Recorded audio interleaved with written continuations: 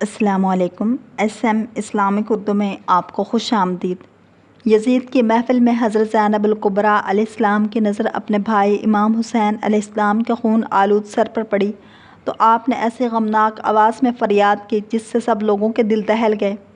اے حسین، اے محبوب رسول خدا، اے مکہ و منا کے بیٹے، اے فاطمہ الزہرا سیدات النساء العالمین کے بیٹے، اے محمد مصطفیٰ صلی اللہ علیہ وآلہ وسلم کی بیٹی کے بیٹے۔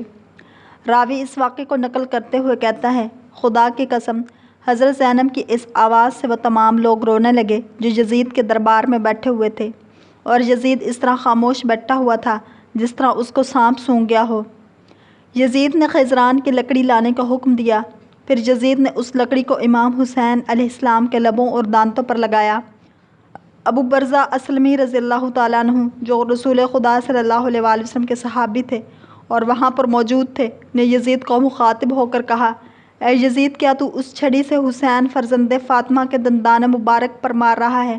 میں نے اپنی آنکھوں سے دیکھا ہے پیغمبر اکرم صلی اللہ علیہ وآلہ وسلم حسین اور ان کے بھائی حسن علیہ السلام کے لبوں اور دندان مبارک کو بوسہ دیتے تھے اور فرماتے تھے، تم دونوں جوانان جنت کے سردار ہو، جو تمہیں قتل کرے خدا اس کو قتل کرے اور اس پر لعنت کرے اور اس کے لیے جہنم کو آمادہ کرے، اور وہ بہت خراب جگہ ہے۔ یزید غصے میں چیخنے لگا اور حکم دیا کہ صحابی رسول صلی اللہ علیہ وآلہ وسلم کو باہر نکال دو۔ یزید اپنے غرور میں مست تھا اور سمجھ رہا تھا کہ کربلا میں کامیاب ہو گیا ہے، اور ان اشعار کو بلند آواز سے پڑھ رہا تھا جو اس کے اور آل امیہ کے دین مبین اسلام پر ایمان نہ رکھنے کی دلیل تھے۔ کاش کہ وہ میرے بزرگ جو جنگ بدر میں قتل کر دیے گئے تھے وہ آج ہوتے اور دیکھتے کہ کس طرح قبیلہ خزرج نیزہ مارنے کے بجائے گریہ و زاری میں مشغول ہیں۔ اس وقت وہ خوشی میں فریاد کرتے اور کہتے، اے یزید، تیرے ہاتھ شل نہ ہوں، میں خندق کی اولاد میں سے نہیں ہوں جو احمد رسول خدا صلی اللہ علیہ وآلہ وسلم کی اولاد سے انتقام نہ لوں۔ یہاں پر علی کی شیر دل بیٹی سیدہ زینب الکبریٰ کھڑی ہو گئیں اور بہترین خطبہ ارشاد فرمایا، سب تعریفیں اس خدا کے لیے ہیں جو کائنات کا پروردگار ہے، اور خدا کے رحمت نازل ہوں پیغمبر اکرم صلی اللہ علیہ وآلہ وسلم پر اور ان کی پاکیزہ عطرت و اہل بیت پر۔ اما بعد، بالآخر ان لوگوں کا انجام برا ہے جنہوں نے اپنے دامن حیات کو برائیوں کی سیاہی سے داغدار کر کے اپنے خدا کی آیات کی تکذیب کی اور آیات پروردگار کا مذاق اڑایا۔ اے یزید، کیا تو سمجھتا ہے کہ تو نے ہم پر زمین کے گوشے اور آسمان کے کنارے تنگ کر دیے ہیں، اور آل رسول کو رسیوں اور زنجیروں میں جکڑ کر در بدر پھرانے سے تو خدا کی بارگاہ میں سرفراز ہوا اور ہم رسوا ہوئے ہیں؟ کیا تیرے خیال میں ہم مظلوم ہو کر ذلیل ہو گئے اور تو ظالم بن کر سربلند ہوا ہے؟ کیا تو سمجھتا ہے کہ ہم پر ظلم کر کے خدا کی بارگاہ میں تجھے شان و مقام حاصل ہو گیا ہے؟ آج تو اپنی ظاہری فتح کی خوشی میں سرمست ہے، مسرت و شادمانی سے سرشار ہو کر اپنے غالب ہونے پر اترا رہا ہے، اور خلافت کے ہمارے مسلمہ حقوق کو غصب کر کے خوشی و سرور کا جشن منانے میں مشغول ہے۔ اپنی غلط سوچ پر مغرور نہ ہو اور ہوش کی سانس لے۔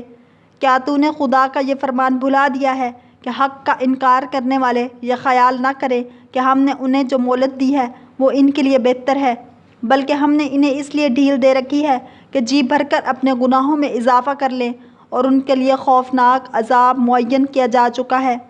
اس کے بعد آپ نے فرمایا، اے آزاد کردہ غلاموں کی اولاد، کیا یہ تیرا انصاف ہے کہ تو نے اپنی مستورات اور لونڈیوں کو چادر اور چار دیواری کا تحفظ فراہم کر کے پردے میں بٹھا رکھا ہوا ہے، جبکہ رسول زادیوں کو سربرہنہ در بدر پھرا رہا ہے؟ تو نے مخدرات عصمت کی چادریں لوٹ لیں اور ان کی بے حرمتی کا مرتکب ہوا۔ تیرے حکم پر اشقیاء نے رسول زادیوں کو بے نقاب کر کے شہر بشہر پھرایا۔ تیرے حکم پر دشمنان خدا اہل بیت رسول صلی اللہ علیہ وآلہ وسلم کی پاک دامن عورتوں کو ننگے سر لوگوں کے ہجوم میں لائے، اور لوگ رسول زادیوں کے کھلے سر دیکھ کر ان کا مذاق اڑا رہے ہیں، اور دور و نزدیک کے رہنے والے سب لوگ ان کی طرف نظریں اٹھا اٹھا کر دیکھ رہے ہیں۔ ہر شریف و کمینے کی نگاہیں ان پاک بیبیوں کے ننگے سروں پر جمی ہیں۔ آج رسول زادیوں کے ساتھ ہمدردی کرنے والا کوئی نہیں ہے۔ آج ان قیدی مستورات کے ساتھ ان کے مرد موجود نہیں ہیں جو ان کی سرپرستی کریں۔ آج آل محمد کا معین و مددگار کوئی نہیں ہے۔ اس شخص سے بھلا کیا بھلائی کی توقع ہو سکتی ہے جس کی ماں یزید کی دادی نے پاکیزہ لوگوں کے جگر کو چبایا ہو، اور اس شخص سے انصاف کی کیا امید ہو سکتی ہے جس نے شہیدوں کا خون پی رکھا ہو؟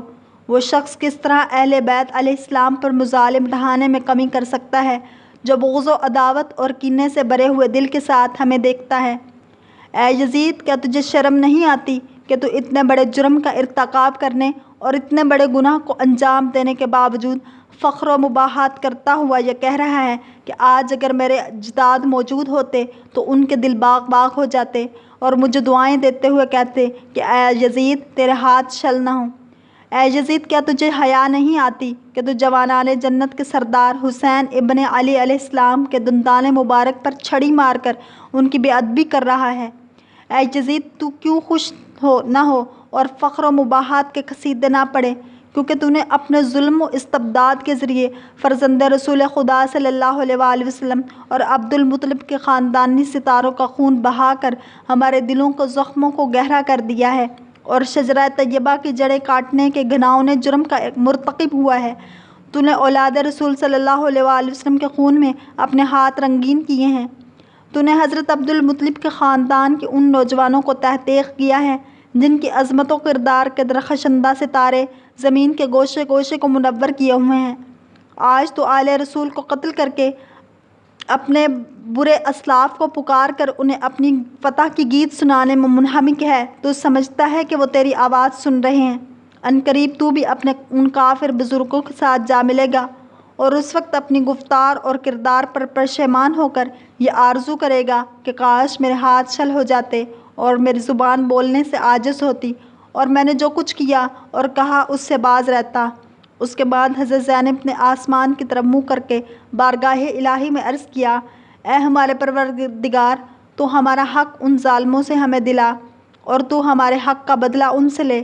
اے پروردگار، تو ہی ان ستم گروں سے ہمارا انتقام لے اور خدا تو ہی ان پر اپنا غضب نازل فرما جس نے ہمارے عزیزوں کو خون میں نہلایا اور ہمارے مددگاروں کو تحقیق کر دیا۔ اے یزید، خدا کی قسم، تو نے جو ظلم کیا ہے یہ اپنے ساتھ ظلم کیا ہے۔ تو نے کسی کی نہیں بلکہ اپنی ہی کھال چاک کی ہے اور تو نے کسی کا نہیں بلکہ اپنا ہی گوشت کاٹا ہے۔ تو رسول خدا صلی اللہ علیہ وآلہ وسلم کے سامنے ایک مجرم کی صورت میں لایا جائے گا اور تجھ سے تیرے اس گھناؤنے جرم کی باز پرس ہوگی کہ تو نے اولاد رسول صلی اللہ علیہ وآلہ وسلم کا خون ناحق کیوں بہایا اور رسول زادیوں کو کیوں در بدر پھرایا، نیز رسول صلی اللہ علیہ وآلہ وسلم کے جگر پاروں کے ساتھ ظلم کیوں روا رکھا۔ اے یزید، یاد رکھ کہ خدا آل رسول صلی اللہ علیہ وآلہ وسلم کا تجھ سے انتقام لے کر ان مظلوموں کا حق انہیں دلائے گا اور انہیں امن و سکون کی نعمتوں سے مالا مال فرما دے گا۔ خدا کا فرمان ہے کہ تم گمان نہ کرو کہ جو لوگ راہ خدا میں مارے گئے ہیں وہ مر چکے ہیں، بلکہ وہ ہمیشہ کی زندگی پا گئے اور بارگاہ الہی میں روزی پا رہے ہیں۔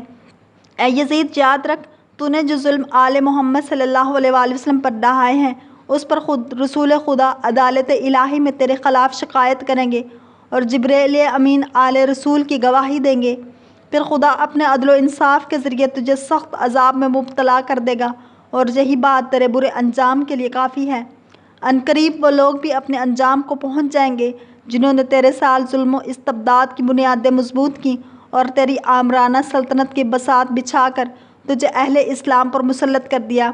ان لوگوں کو بہت جلد معلوم ہو جائے گا کہ ستم گروں کا انجام برا ہوتا ہے اور کس کے ساتھ ناتوانی کا شکار ہیں۔ اس کے بعد آپ نے فرمایا، اے یزید، یہ گردش ایام اور حوادث روزگار کا اثر ہے کہ مجھے تجھ جیسے بدنہاد برے انسان سے ہم کلام ہونا پڑا ہے اور میں تجھ جیسے ظالم و ستم گر سے گفتگو کر رہی ہوں، لیکن یاد رکھ میری نظر میں تو ایک نہایت پست اور گھٹیا شخص ہے جس سے کلام کرنا بھی شریفوں کی توہین ہے۔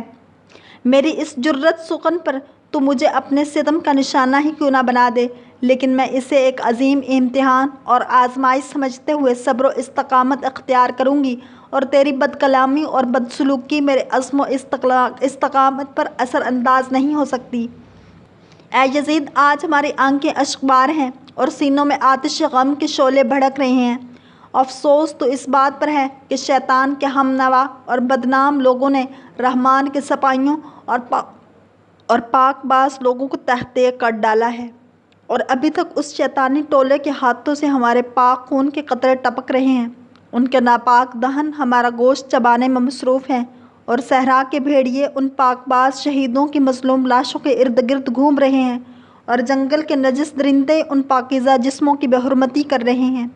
اے یزید، اگر آج تو ہماری مظلومیت پر خوش ہو رہا ہے اور اسے اپنے دل کی تسکین کا باعث سمجھ رہا ہے تو یاد رکھ کہ جب قیامت کے دن اپنی بد کرداری کی سزا پائے گا تو اس کو برداشت کرنا تیرے بس سے باہر ہوگا۔ خدا عادل ہے اور وہ اپنے بندوں پر ظلم نہیں کرتا۔ ہم اپنی مظلومیت اپنے خدا کے سامنے پیش کرتے ہیں اور ہر حال میں اسی کی عنایات اور عدل و انصاف پر ہمارا بھروسہ ہے۔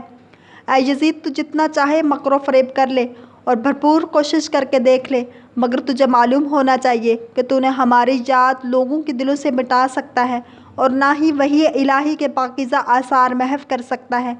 تو یہ خیال خام اپنے دل سے نکال دے کہ ظاہری سازی کے ذریعے ہماری شان و منزلت کو پالے گا۔ تو نے جس گھناؤنے جرم کا ارتکاب کیا ہے اس کا بدنما داغ اپنے دامن سے نہیں دھو پائے گا۔ تیرا نظریہ نہایت کمزور اور گھٹیا ہے۔ تیری حکومت میں گنتی کے چند دن باقی ہیں۔ تیرے سب ساتھی تیرا ساتھ چھوڑ جائیں گے۔ تیرے پاس اس دن کی حسرت و پریشانی کے سوا کچھ بھی نہیں بچے گا جب منادی ندا کرے گا کہ ظالم اور ستم گر لوگوں کے لیے خدا کی لعنت ہے۔ ہم خدائے قدوس کی بارگاہ میں سپاس گزار ہیں کہ ہمارے خاندان کے پہلے فرد حضرت محمد مصطفیٰ صلی اللہ علیہ وآلہ وسلم کو سعادت و مغفرت سے بہرہ مند فرمایا اور امام حسین علیہ السلام کو شہادت و رحمت کی نعمتوں سے نوازا۔ ہم بارگاہ ایزدی میں دعا کرتے ہیں کہ وہ ہمارے شہیدوں کے ثواب اور اجر میں اضافہ اور تکمیل فرمائے اور ہم باقی سب افراد کو اپنی عنایتوں سے نوازے۔ بے شک خدا ہی رحمت و رحم کرنے والا اور حقیقی معنوں میں مہربان ہے۔ خدا کی عنایتوں کے سوا ہمیں کچھ مطلوب نہیں اور ہمیں صرف اور صرف اسی کی ذات پر بھروسہ ہے، اس لیے اس سے بہتر کوئی سہارا نہیں۔ یہ خطبہ تاریخ اسلام کا بہت ہی فصیح اور طاقتور خطبہ ہے۔ گویا اس خطبے میں علی ابن ابی طالب علیہ السلام کی بلند و بالا روح اور بے نظیر شجاعت ان کی شیر دل بیٹی سیدہ زینب الکبریٰ کی زبان پر جاری ہو گئی ہے، جو اسی زبان و لہجے اور اسی منطق میں تقریر کی ہے۔ اگر آپ کو یہ ویڈیو پسند آئی ہے تو لائک، شیئر اور سبسکرائب کرنا مت بھولیے تاکہ ایسی ہی اسلامک ویڈیوز آپ تک پہنچتی رہیں۔